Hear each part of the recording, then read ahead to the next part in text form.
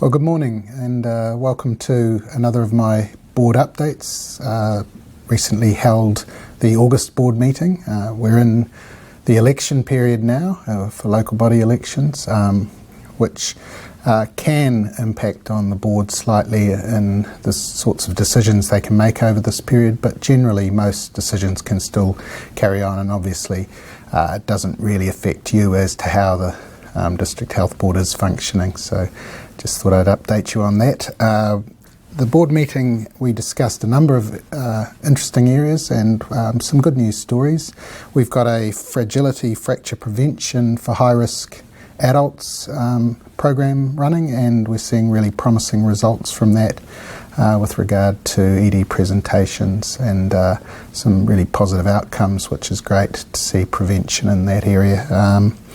We've solved, we believe, some of the issues around dispensing medications rather than giving patients prescriptions to take to a community pharmacy. So where it's anticipated there may be problems with the patient picking up the medication from a pharmacy or even going to the pharmacy, either because of cost or access issues, we're ensuring that we can provide them with enough of the appropriate medication. This is particularly in the case of urgent treatments, which really are critical to ensure that they continue. We've had good performance, as is often the case, against a number of our quality and safety measures, which is great, and that's despite a very full hospital and high acute presentations. And I know I do this, but it's from time to time, but it's genuine when I say congratulations and thank you for the really high quality care patients are receiving despite that pressure that's on the system. So I regularly am getting excellent feedback, both informally in the community but also formally through letters.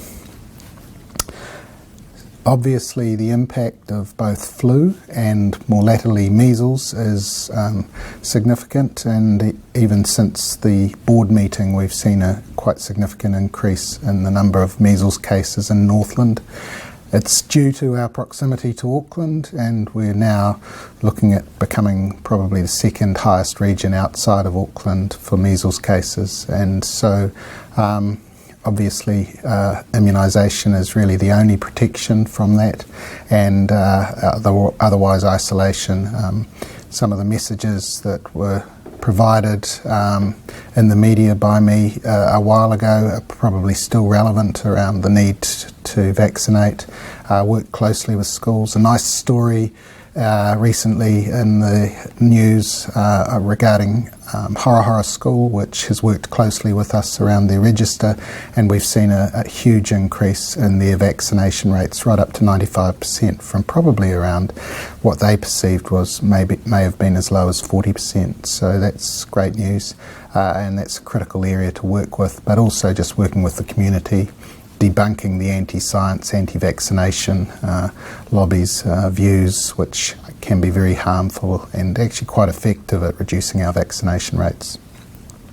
I want to acknowledge the public health nurses and all of our staff and general practice for all the work they are doing trying to immunise all of those people and catch up for all those people who haven't had full vaccination or are unsure on their vaccination status. So our health target measures are still a challenge, particularly elective surgery, ED lengths of stay, and cancer waiting times and immunisation. And there's a number of causes for that. Our theatre availability, the strikes we've had over the last year, acute demand, and radiotherapy availability in Auckland, as well as the anti-immunisation activity that's been going on. We're seeing a big improvement in our access to CT and MRI and colonoscopy, which is really pleasing. And just financially, we've closed off the financial year and have just met our target deficit of $7.5 million. That's from an operating budget, so that's the areas that we can influence, but on top of that there is a significant increased deficit around Holidays Act compliance and a write-down of some of the national programs. And and so we've had to put in a provision for those in the result. So the result is much worse, but the actual part that we can affect, we've met the target budget, which is good.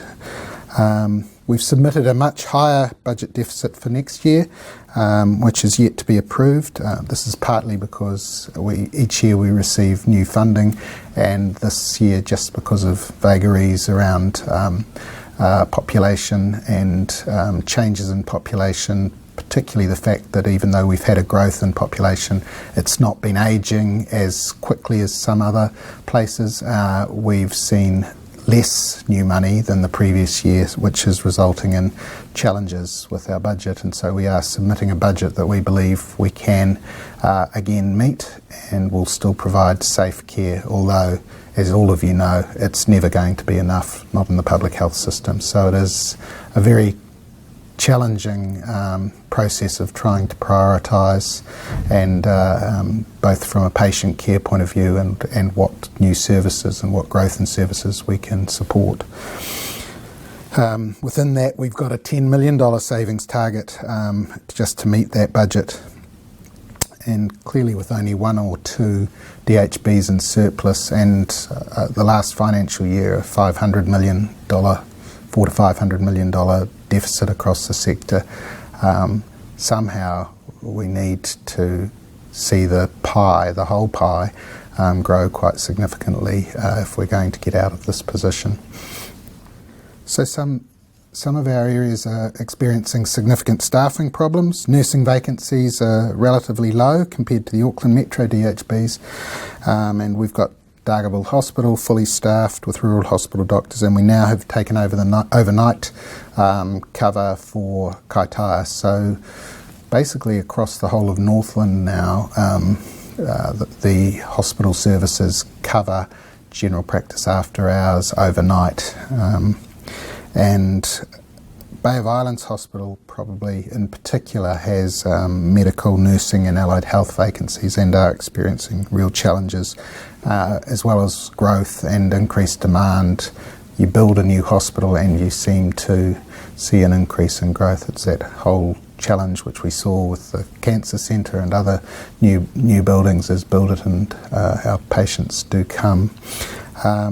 I guess it's a warning sign for if and when we get our new Whangarei hospital, we will need to certainly have built in significant growth and some redundancy there. So a really major concern across the health system was discussed at the board as well, which is the GP shortages, particularly in Whangarei. There's been 6 or 7 retirements in the last year, and there's probably up to 10,000 patients who are now looking for GPs, and some parts of Whangarei the GP books are completely closed, which is concerning but understandable because of this GP shortage. And then in Kaitaia, Kaitaia was pretty much closed for new patients, and we've seen some movement with us being able to assist them with the overnight call, but again significant concerns, and all the good work we're trying to do with the new primary health entity Mahitahi Hawara and changes to the way the system responds in primary care are very much dependent on having adequate general practitioners, but also other workforces that can provide care at the front line for patients so that they don't end up presenting to our hospitals. They don't present with delayed health conditions which are much worse than if they'd sought or been able to seek help earlier.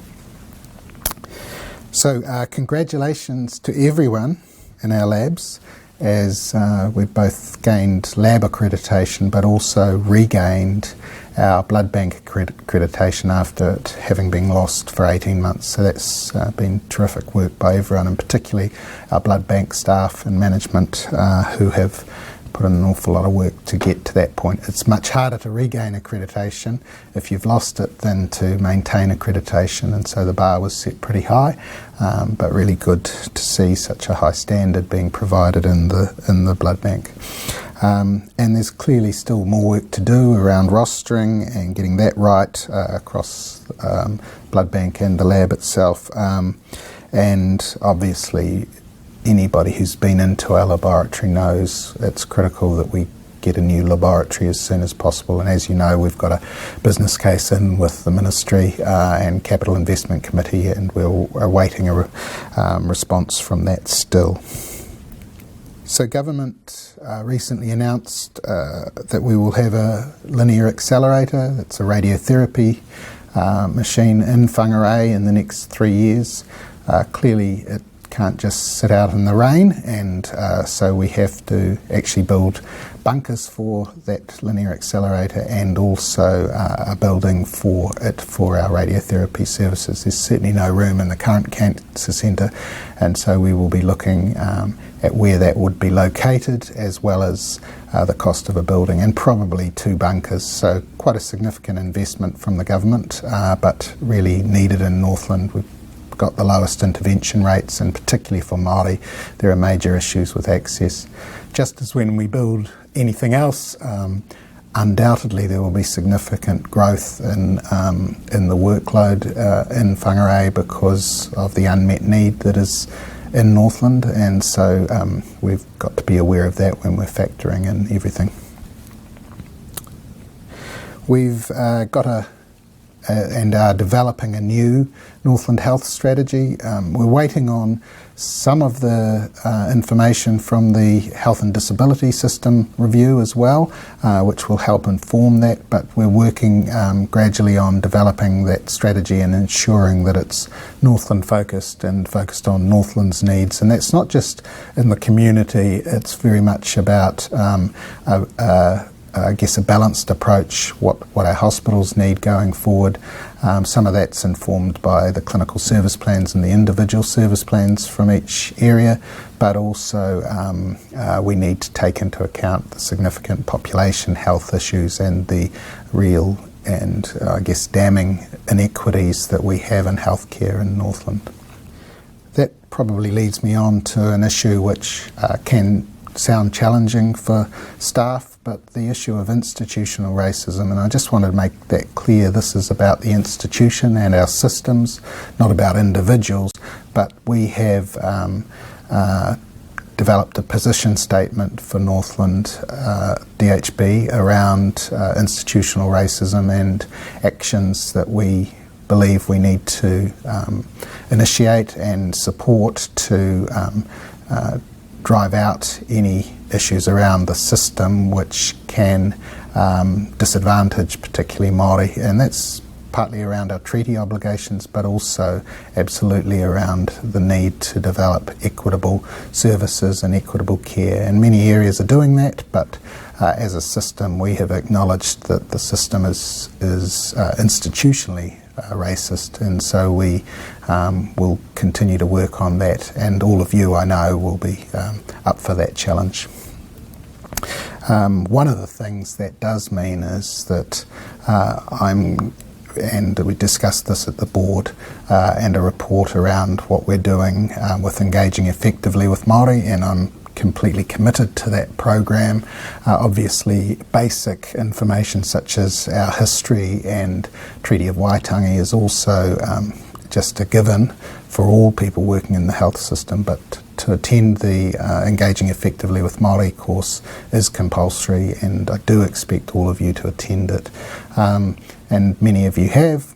9% of you have found that a really worthwhile course. Some have found it challenging, but that's actually part of the process, and I do want it to challenge, and so we're still running those courses, and we will be increasing the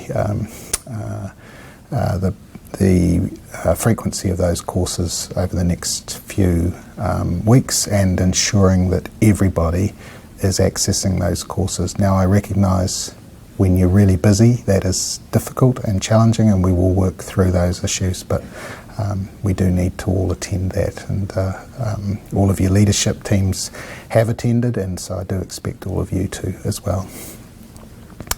We covered off a number of other areas, cardiology transport from Auckland and some challenges there around getting our patients back, which then allows us to get our patients down to Auckland in a more timely manner, and some good work going on with solutions around getting patients back and down there in a timely manner, which is essential as we have a number of patients waiting for cardiac interventions that are then holding up and blocking the hospital beds, but also getting poorer outcomes because we have much worse access to a cardiology service, an interventional cardiology service, than Auckland DHBs.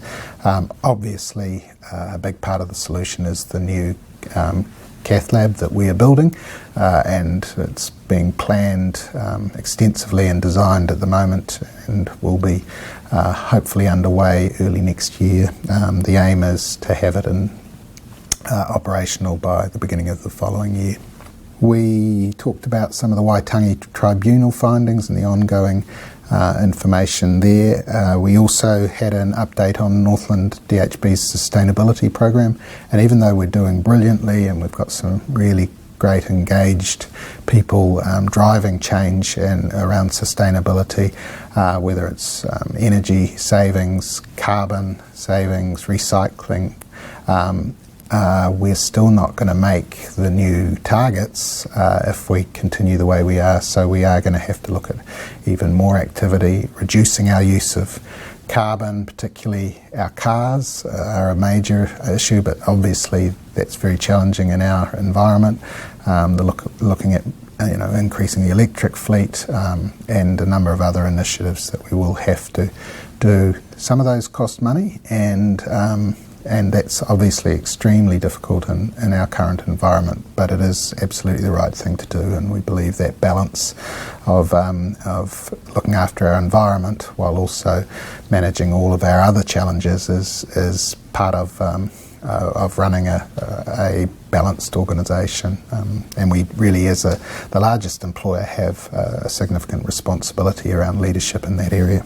A paper was presented to the board regarding fatal and non-fatal accidents in Northland, and I'd asked for this to be drafted, having read an article which talked about a number of areas of high risk within New Zealand that were getting increased investment in roading improvements, and was dismayed to see none of them were in Northland. And so I wanted to compare our statistics to all of those regions which were considered high risk regions, and lo and behold, we have the highest mortality and overall morbidity from road traffic accidents in New Zealand. And so, or certainly in those areas which were the highest areas that were quoted, and we're very aware of the issues, particularly on the Ruakaka through to Whangarei stretch of road, but across Northland.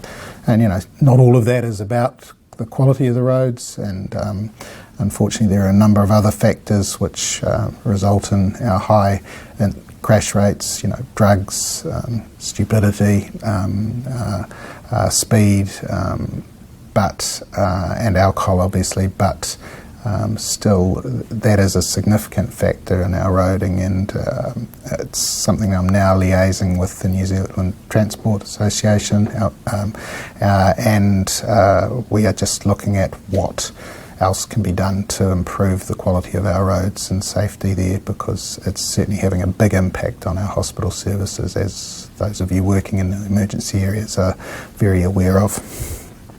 We talked about a few other risks. We still haven't heard from the Capital Investment Committee on our business case, and so we're awaiting information on that. That's the new build which will keep us going for a period. A bigger risk for us is not knowing and being put on hold regarding Whangarei Hospital, and trying to plan to keep the hospital running safely, and keeping the infrastructure going is very challenging when we're not clear as to where we would build the new hospital. We're clear on the options, we're clear on our priority and which would be the best, which is the new Greenfields option across the road between Hospital Road and West End Ave, but we've had no signals from the Ministry or Capital Investment Committee regarding that.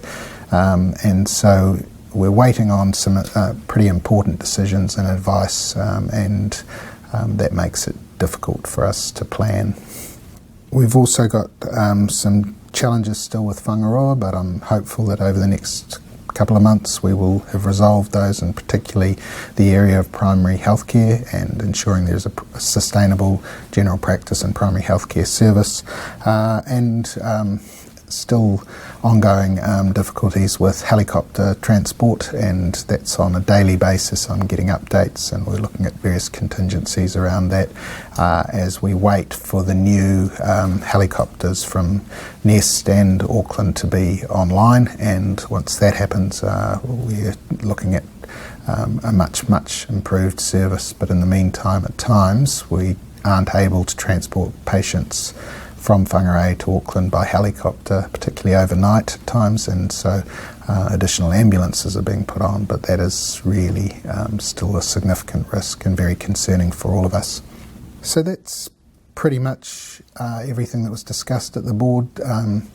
Since the board meeting, the Health and Disability System Review has come out. It's over 300 pages. There is a 30-page executive summary. You can all access that and have a read of it. It still only talks about the findings, and in most cases you can't really argue with those. It's actually going to be of more interest in March to see the recommendations from those findings. You can try and read the tea leaves when you look at the report, but it's really still a lot of uncertainty around the future direction for the health system, but I am quite convinced that this review will be a significant milestone for the health system, and so it's worth all of you keeping up with that in some way, and certainly waiting for that report in March. I guess finally, just on a sad note, I want to mention the passing of another of our beloved kaumātua.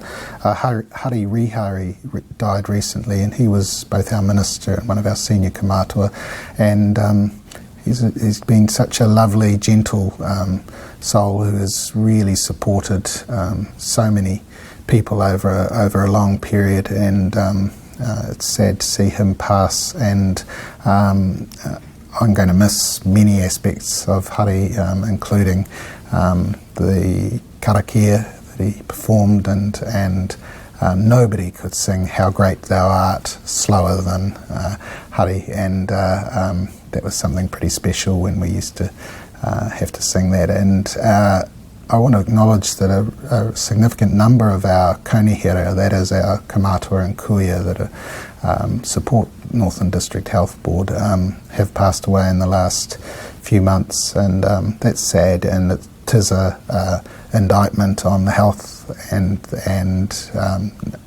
the system really around inequities, and particularly issues around diabetes and complications from that. So these are big challenges for us going forward, and significant lifestyle issues, but also access issues to healthcare. So something that we will need to focus on more and more, and I'm sure that the Health and Disability System Review is going to come out with some fairly significant recommendations around that. So anyway, that's me for another 6 weeks, and I do hope you all continue to find your jobs challenging, not too exhausting. I want you to realise and know that we're really committed to trying to make the workplace as safe as possible. So stay safe, and I'll talk to you again in 6 weeks. Thank you.